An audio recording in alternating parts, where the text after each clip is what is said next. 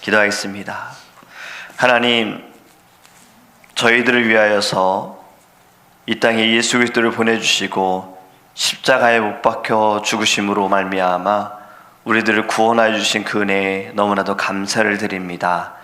저희들이 주님 앞에 부르신 이 자리에 예배하며 주님 앞에 엎드려 기도할 때 우리가 흘리는 눈물이 하나님, 우리가 너무 힘들고 어렵고 답답해서 흘리는 눈물보다 나를 위하여 죽으신 예수 그리스도를 바라보며 그 은혜에 감사하며 눈물을 흘리게 하여 주시옵시고, 주님께서 받으신 고난을 볼 때에, 우리가 생각할 때에 나로 인하여 얼마나 아프셨을까, 나 때문에 얼마나 고통스러운 그 길을 가셨을까, 하나님, 우리도 그 고난에 동참하고자 하는 마음으로 주님 앞에 엎드리게 하여 주시옵소서. 오늘 주시는 말씀을 통하여서도 우리는 하나님께 믿음과 지혜를 간구합니다. 말씀으로 승리하게 하여 주시옵시고, 말씀으로 분별하게 하여 주시옵시고, 말씀을 통하여 우리의 영혼이 건강할 수 있도록 은혜를 베풀어 주시옵소서. 감사하며 예수님의 이름으로 기도합니다. 아멘. 오늘 우리에게 주신 하나님의 말씀은 출애굽기서 1장 15절에서 21절 말씀입니다. 출애굽기서 1장 15절에서 21절입니다.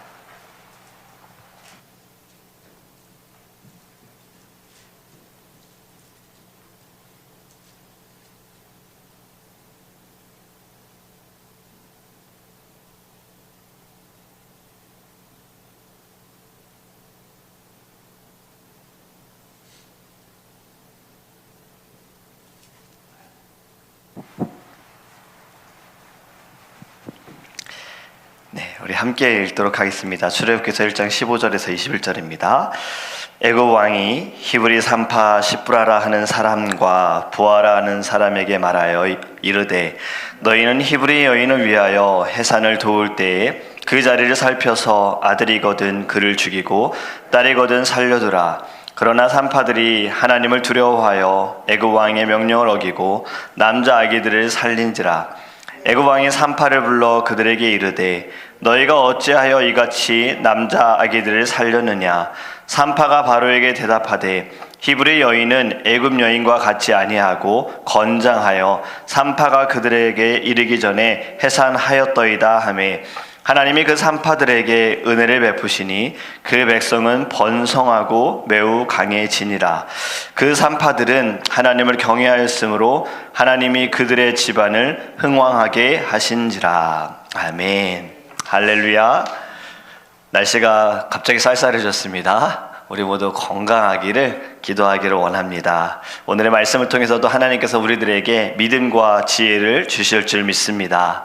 지난번에 제가 새벽에 말씀을 드리다가 제가 섬겼던 교회, 또 제가 자랐던 교회, 비전교회 말씀을 드렸잖아요. 저는 이제 제 또래 분들만 말씀을 드렸기 때문에 목회자가 한 5명이라고 말씀을 드렸는데, 어머니께서 항상 보세요. 항상 같이 예배를 드리세요. 그리고 예배 끝나자마자 저한테 문자가 이렇게 왔어요. 비전교회 출신 목사님에 대한 정정해서 목회자가 20명 이상이 나왔다고 합니다. 그 중에 총장님도 계시고요, 선교사님도 계시고요, 마약으로 자살 시도하던 청년이 은혜 받고 전도사로 있다가 목사가 됐다라는 이야기도 해 주셨고요. 그 청년이 이후에는 목회자가 돼서 또 방송에 출연해가지고 간증하는 일들도 있었다고 합니다. 하나님께서 이렇게 우리 교회를 통해서 주의 종들을 세우셨고 주의 일들을 행하셨다라는 열매가, 저는 제 또래뿐만 생각을 했던 건데 굉장히 생각보다 많이 계셨더라고요. 왜냐하면 교회가 이제 제 여동생이 태어날 때쯤 개척을 하셨기 때문에 81년에 개척을 하셨으니까요. 지금 이제 한 42년, 43주년 된 거지요. 네, 그 기간 동안 하나님께서 은혜를 주셨다라는 이야기를 좀 나누고요. 우리 더드림 교회에도 더 많은 하나님의 종들이 세워지게 될 줄 믿습니다.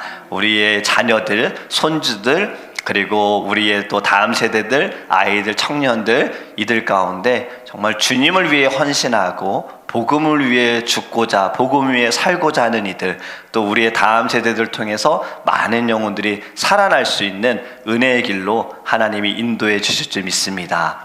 우리가 새벽마다 예배하는 것, 내 자신뿐만이 아니라 우리의 교회와 가정과 우리의 자녀들을 위해서 기도하는 거잖아요. 분명히 하나님께서는 여러분들의 그 눈물의 기도를 들으실 줄 믿습니다. 열매를 맺게 하실 거고요. 그리고 하나님께서는 지금도 일하고 계실 줄 믿습니다. 오늘의 말씀을 우리 같이 나눠보면요, 지난 3월 8일이 세계 여성의 날이었다라는 말씀을 드렸어요. 제가 좀 궁금했어요. 어떻게 세계 여성의 날이 시작이 되었는지 인터넷으로 좀 찾아보니까요, 이 산업혁명과 시민혁명으로 인해서 자본주의가 발전하게 되어지면서 변화가 되어졌잖아요. 그래서 여성들도 이제 좀 달라지게 된 겁니다. 더 이상 우리가 집에서만 가사 노동만 할 것이 아니라 우리도 나가서 일을 하자, 우리도 가서 돈을 벌자 하면서 좀 이렇게 변화가 되어진 것이 이제 1857년 뉴욕에서 처음으로 등장하게 된 거예요. 그런데 이분들이, 여성분들이 일을 하는데 열악한 노동 환경과 일을 한 것에 비해서는 너무나도 저조한 임금을 받으니까요, 이분들이 이제 시위를 했어요. 경찰들이 그 공격을, 시위에 대해서 무력으로 좀 해산을 시켰습니다. 2년 후에 여성 노동조합을 결성하게 되어지면서 1908년에 이제 근무 시간 단축을 하고 임금을 향상하고 이제 이때부터 투표권을 받게 되었다고 합니다. 이 모든 것을 기념하면서 1975년에 세계 여성의 날을 지정을 한 거예요. 그리고 우리나라는, 대한민국은 1985년, 10년이 지난 후에 이 한국 여성대회를 했다라고 하는데, 제가 이것을 계속 자료를 보면서 궁금한 것이 있는 거예요. 이 세계 여성의 날은 오랜 기간 동안 억압받았던 여성들이 이제는 권리를 찾은 것에 대해 기념하기 위해 세운 날인데, 세계 남성의 날이 있나? 여러분 어떻게 생각하십니까? 세계 남성의 날이 있는 것 같습니까? 있더라고요. 11월 19일이 세계 남성의 날인데, 이 날은 도대체 무슨 날인가 찾아봤더니 딱 한 줄밖에 없었습니다. 역사도 없고요, 의미도 없고요. 그냥 국제 남성의 날은 매년 12월 19일이 기념일이다, 이게 끝이에요. 이 이야기를 제가 세계 여성의 날은 이렇게 여성들에게 잘하라고 하기 위해서 세운 거 아니냐라는 이야기를 누가 했더니, 그분이 듣고선 이렇게 얘기하십니다. 그러면 365일 중에 하루만 여성의 날이고 나머지 364일은 남성의 날이 될 수 있느냐, 뭐 이런 농담을 던지셨는데, 여러분 제가 왜 이 말씀을 드리느냐, 세계 여성의 날, 여성은 강하다라는 거죠. 사실 옛날에, 정말 오래전에는 여성들이 인정받는 시대가 아니었지요. 지금도 이러한 나라들이 있지요. 억압받고 어려움 가운데 있는 나라들이 있지요. 특히 이슬람을 섬기는 곳은 여성들이 아직도 탄압을 받고 있습니다. 옷을 입는 것조차도 제재를 받고 있는 나라가 있지 않습니까? 여러분, 여성들은 참 강합니다. 위대합니다. 그런데 그 중에 어머니들은 더 강하다라는 말이 있지요. 우리나라 역사에도 보면 위대한 여성들이 많이 있는데, 행주치마의 어원을 보니까요, 임진왜란 때 행주대첩, 그때에도 여성들이 행주치마에다가 돌들을 담아가지고 갖고 와서 성 밑으로 다 던졌다 해서 뭐 행주치마라는 이야기가 있다라는 제가 말을 들었는데요. 제가 이 말씀을 드린 이유는 오늘 본문에도 바로 강한 여성이 등장하기 때문입니다. 바로 십브라와 부하입니다. 여러분, 이때 당시에 어떠한 일이 벌어졌습니까? 히브리 민족들이 점점 많아지니까 이집트 왕 바로가 안 되겠다, 이 민족을 멸절시켜야겠다라고 해서 그가 정책을 내립니다. 아주 끔찍한 정책이지요. 머리를 쓴 것이, 아이를 낳았을 때 남자아이는 싹 다 죽여버리고 여자아이는 살려주어라. 아들인지 딸인지 알 수 있는 것은 산파들이 알겠지요. 받자마자 보았을 때에 남자아이면 죽여라, 여자아이면 살려줘라.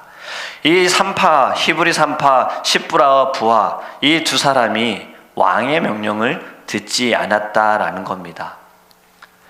말씀을 우리가 읽어봐서 알겠지만요, 여러분, 이 당시에 이집트는 굉장히 강한 나라입니다. 강대국입니다. 모든 나라들이 굉장히 무서워하는 나라, 그 나라의 왕이 지금 명령을 내린 거예요.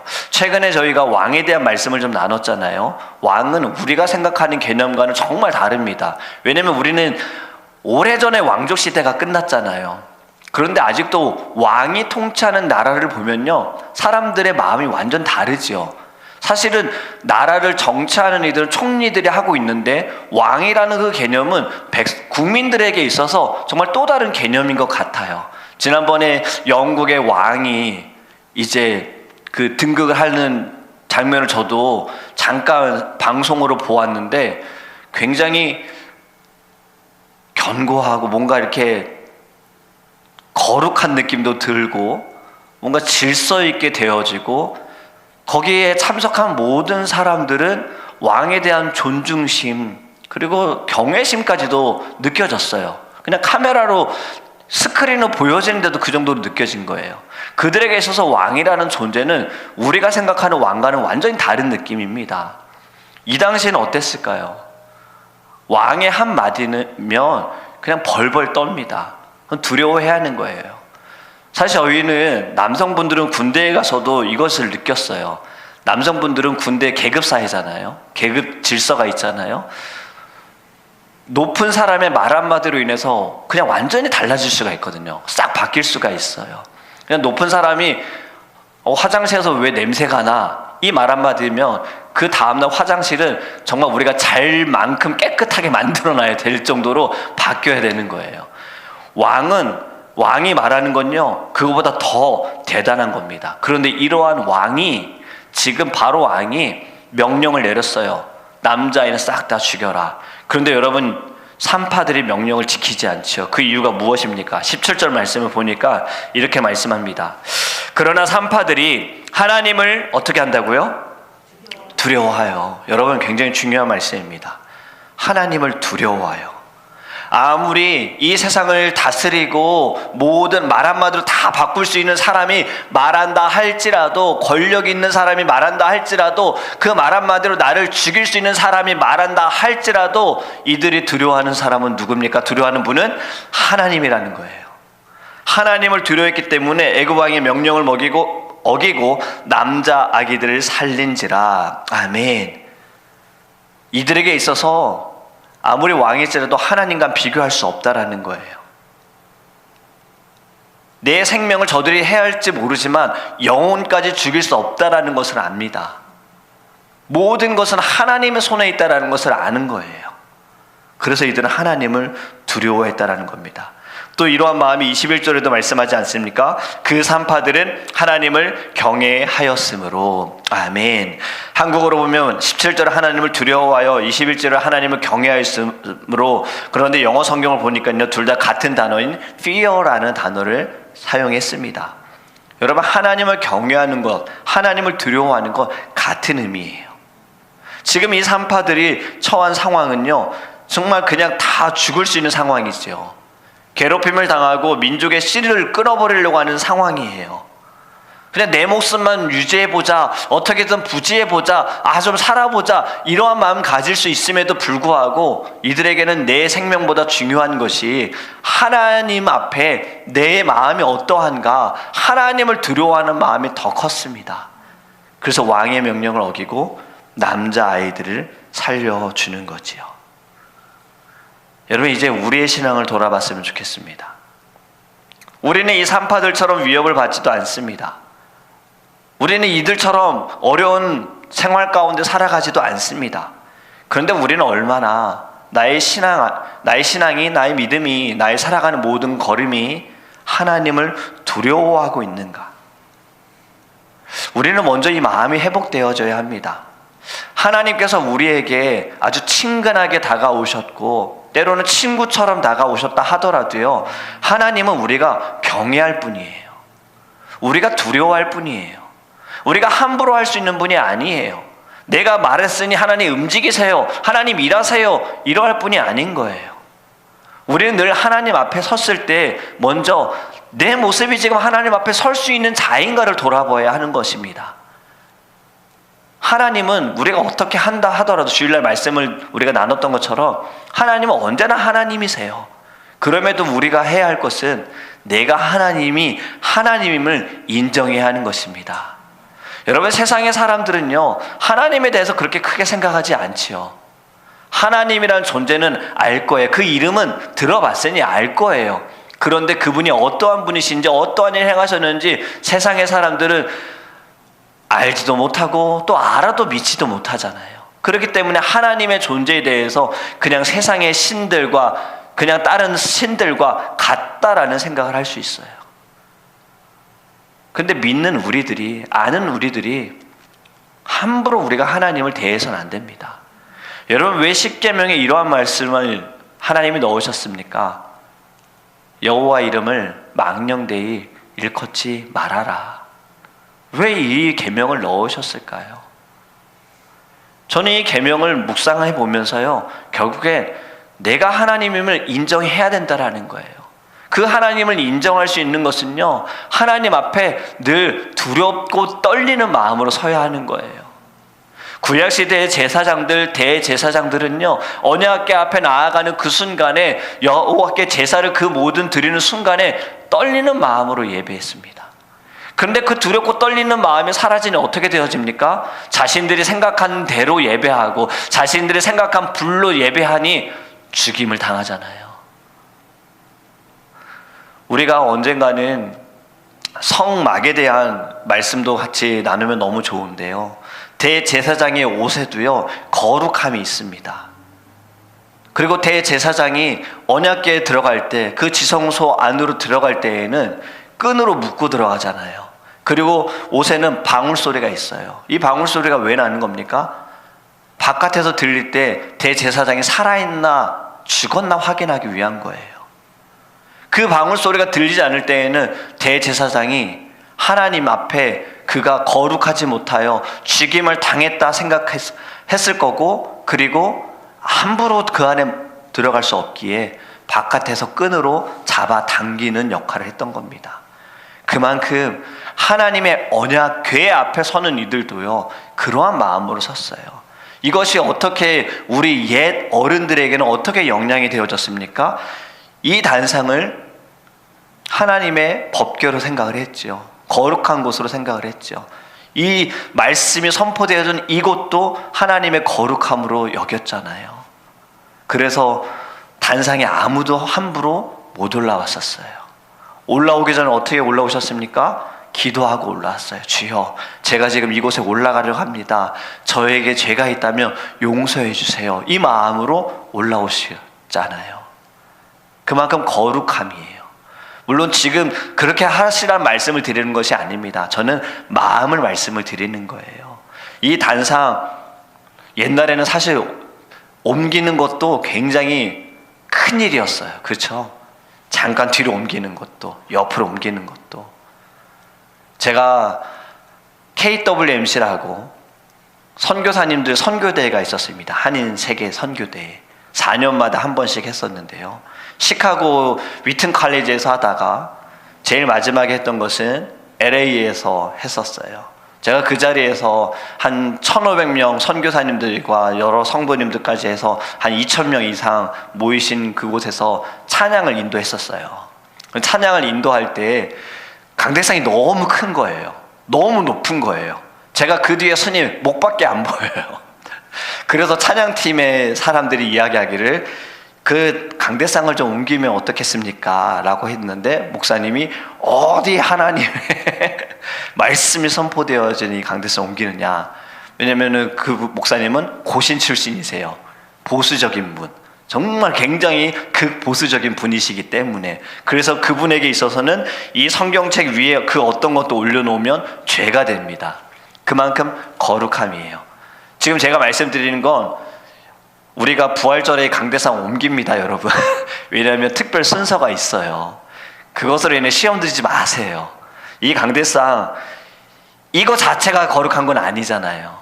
말씀이 선포되어지는 것이 거룩한 겁니다. 그런데 중요한 건 우리의 마음이에요. 너무나도 이것이 편안해지게 되어지면 거룩함이 사라지는 것 같아요. 하나님에 대해서도 우리가 너무 편안하게 생각하게 되어지면 내가 하나님 앞에 서는 것이 그럴까? 내 마음이 하나님 앞에 혹시 범죄하는 것은 아닐까? 이러한 생각은 전혀 하지 못한다라는 거예요. 우리 이제는 좀 하나님 앞에서요, 두려운 마음으로 서 있기를 간절히 원합니다. 여러분, 오늘의 이 여인은요, 정말 목숨을 걸고 타협하지 않은 거예요. 자신들의 신앙에 대해서 타협하지 않은 거예요. 지금 우리가 살아가는 이 시대는 너무 쉽게 타협하지 않습니까? 분명히 성경에서는 말씀하기를, 하나님께서 말씀하시기를 그건 죄 이렇게 결정하셨는데 지금은 점점 타협해요. 괜찮아요. 그 정도까지는 괜찮아요. 이건 좀 이해해줘야지요. 사랑으로 받아줘야죠. 여러분, 하나님은 사랑의 하나님이시지만 또 공의의 하나님이시고 정의의 하나님이세요. 그런데 우리가 늘 하나님 앞에 간구하는 것은 그냥 사랑의 하나님으로만 계셔주세요, 이거예요. 그러다 보니 정의의 하나님, 공의의 하나님으로 인하여 받는 심판과 죄로 인하여 받는 벌에 대해서는 우리가 깨닫지 못하는 거예요. 그래서 어려울 때, 내 죄로 인하여서 고통을 당할 때에는 하나님 나를 사랑하시지 않는가 봐, 이것밖에 생각하지 못하는 거죠. 이제 우리는 좀 성숙해져야 되고 바로 알아야 합니다. 지금 내 모습이 어떠한가? 하나님 앞에서 내가 얼마나 두렵고 떨리는 마음으로 서 있는가? 혹여나 내가 조금 이것을 두고서 세상과 타협하고 있지는 않는가? 여러분, 이것을 우리가 늘 점검하기를 간절히 원합니다. 늘 처음이 어렵습니다. 처음에 이 한 번은 괜찮겠지, 이 정도는 하나님이 이해해 주시겠지. 그런데 그 처음으로 절대 끝나지 않더라고요. 한 번 시작이 되어지면 그것은 끊임없이 계속해서 연결이 되어집니다. 예배가 그렇지요. 주일 예배 한 번 빠져도 괜찮겠지. 수요 예배 한 번 빠져도, 금요 예배 한 번 빠져도 되겠지. 그냥 하나님 다 이해해 주시겠지. 우리의 마음, 하나님은 이해하실지 몰라도요, 물론 하나님은 어떻게 우리의 예배에 대한 그 중심을 보시기 때문이에요. 중요한 건 내가 이로 인하여서 얼마나 마음이 달라질 수 있는가를 우리가 생각해야 합니다. 여러분, 오늘 이 두 여인 정말 강한 여인입니다. 사실 이 두 여인이 하는 일은요, 이 당시에는 인정받는 그러한 일을 한 것도 아니고요, 명예직도 아니지요. 산파, 아이들을 받는 여인이에요. 정말 귀한 일을 감당한 여인인데 이들이 한 것은 왕의 명령을 어겼어요. 하나님이 이들에게 지혜를 주신 거예요. 그리고 그로 인해 어떻게 되어집니까? 하나님이 이들에게 놀라운 축복을 주십니다. 우리가 21절 말씀 다시 보면요, 이렇게 말씀하지 않습니까? 그 산파들은 하나님을 경외하였으므로 하나님이 그들의 집안을 흥왕하게 하신지라. 아멘. 여러분, 하나님을 두려워할 때에 나만 사는 것이 아닙니다. 나만 축복받는 것이 아닙니다. 지금 이 말씀처럼요, 가정이 산다라는 거예요. 그 집안이 흥왕하여졌더라. 하나님의 놀라운 축복이 여러분 그 집안 곳곳에, 그리고 자손 대대로 흘러가게 되어진다는 것을 여러분 깨닫기를 간절히 원합니다. 이제는 우리가 오늘의 말씀을 통해서요, 타협하지 않는 믿음을 가졌으면 좋겠습니다. 절대로 내가 타협하지 않겠다, 굴하지 않겠다, 믿음으로 내가 나아가겠다, 일단은 내가 살아야겠다, 내 믿음 지켜야겠다, 하나님이 나를 부르신 분명한 뜻과 목적이 있다, 나를 통하여서 하나님께서는 일하실 것이고 나를 통하여서 죽어가는 영혼들을 살리실 것이다. 근데 내가 이거 조금 타협하게 되어지면 세상의 사람들은 저 정도는 괜찮은 거야, 교회 사람들 저렇게까지 하는데, 저 사람 하나님을 예배하는 사람이 이 정도 하는데 괜찮은 거야, 이렇게 보여줘서는 안 되는 거예요. 이제는 우리 여러분 믿음에 있어서는요, 정말 강하고 담대하게 결단하기를 주님의 이름으로 축복합니다. 그것은 여러분의 영적인 생명과 연결이 되어진 거예요. 영적인 건강과도 연결이 되어졌습니다. 우리 오늘의 말씀에 강한 여인들처럼요, 우리도 아무리 명예가 있고 우리를 좌지우지할 수 있고 우리를 흔들 수 있는 사람이 말한다 할지라도 성경에서 어긋난 것이라며 나는 행하지 않겠다. 하나님, 저에게 지혜를 주세요. 지금의 이 순간에 제 믿음이 흔들리지 않도록, 제 신앙이 약해지지 않도록 주님, 저에게 믿음을 주세요.